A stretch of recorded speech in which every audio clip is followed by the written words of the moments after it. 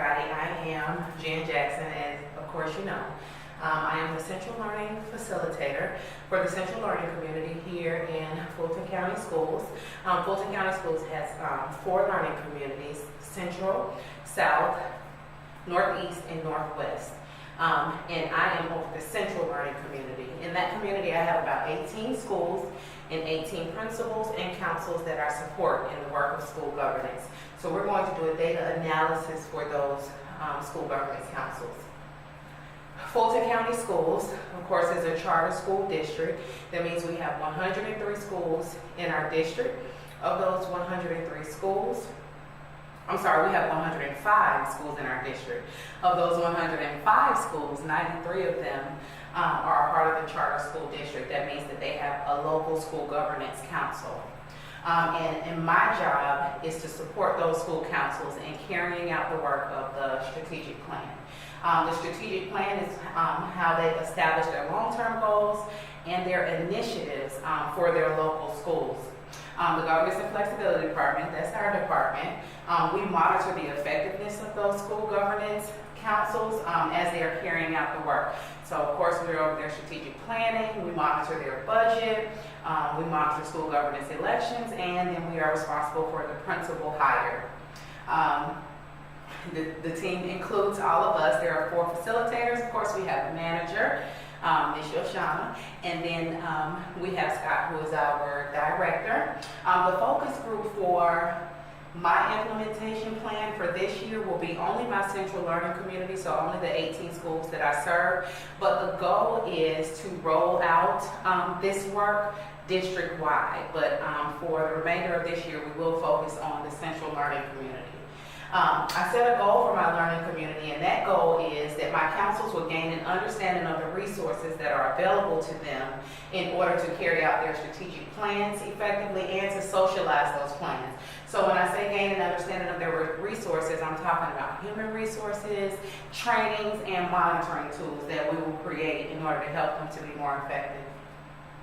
My priority question: how are school governance councils, or are our school governance councils, equipped to engage in decision making and socialize their strategic plan? And my question came from one of my council members who is a non-educator. She's the chair of her council, and she was explaining to me that when she looks at the strategic plan, she has a hard time communicating it because she doesn't understand a lot of the educational jargon that's inside of the strategic plan. So she was asking if there was a way that I could support her in socializing her plan by giving her information around the language inside of the plan. So I was like, aha, that's a need that I need to provide, not only for that council, but for all of my councils, because we want them to be effective at that. So, of course, we looked at data as a team, and we engaged in the Atlas protocol, where we analyzed the data, we have interpreted the data, and then we looked at some of the implications. One of those implications being councils not, especially those that are non-educators, not being equipped to socialize the plans because they don't understand the purpose of a lot of the language that's inside the plan.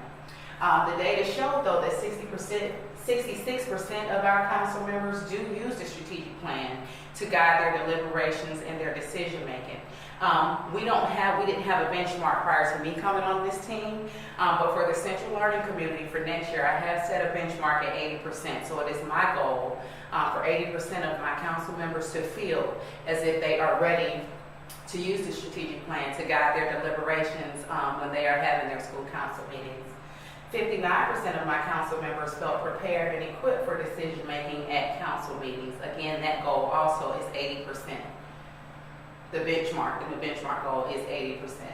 And I have 58% of my councils who communicate with their stakeholders about the work of their school governance councils. And this is why it is very important for them to understand the language that is inside of those strategic plans, because they cannot sell the work of the school and establish those partnerships if they are not able to communicate it because they don't understand the educational jargon.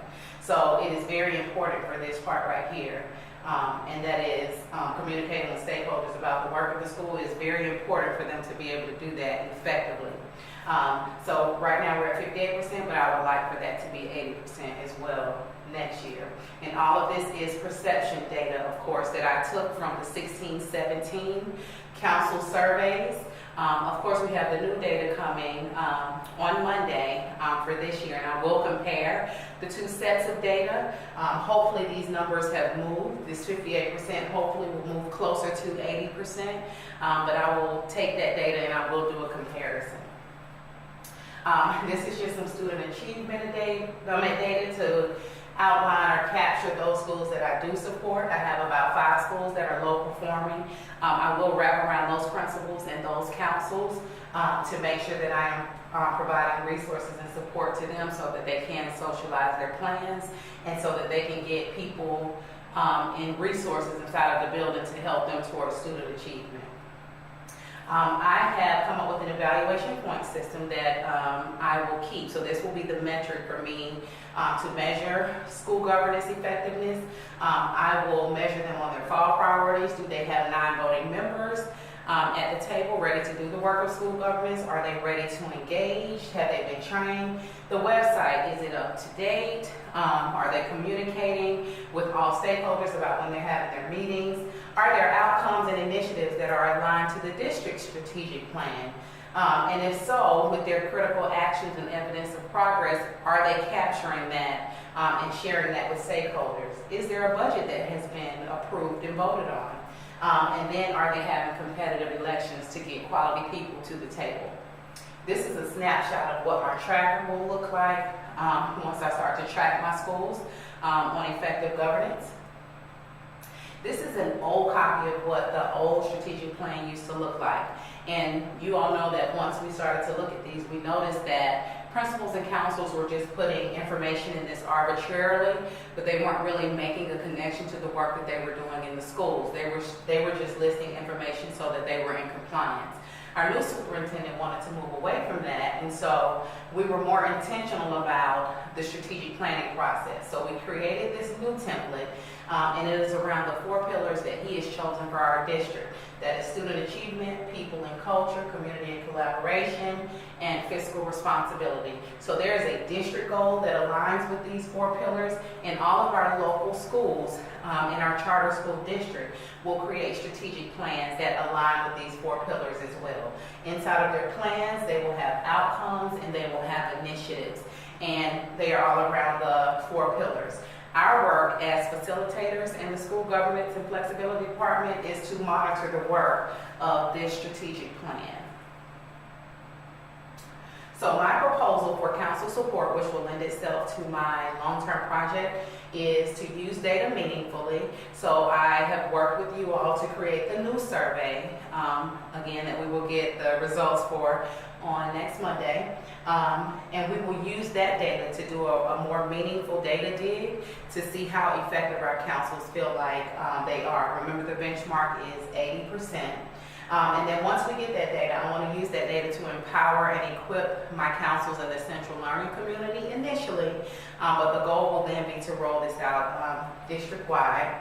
And then with decision making, I also want to work with the owners of content here at the admin building. So I plan to get with academics, I plan to get with the communications department and with the Title I department so that we can create a resource for family engagement, create a resource for community collaboration, create a resource for student achievement that will have all of that educational jargon in it, but broken down in a way so that non-educators will understand the jargon and they will understand the purpose of it, and then it will help them to better go out and communicate their plans when they are seeking community partnerships and when they are talking with other parents and the media and so forth.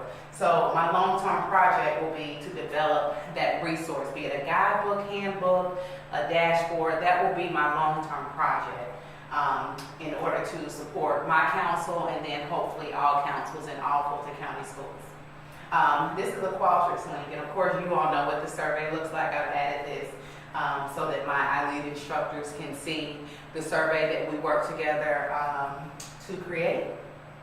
And that is it. Thank you all for being my audience today. Thank you.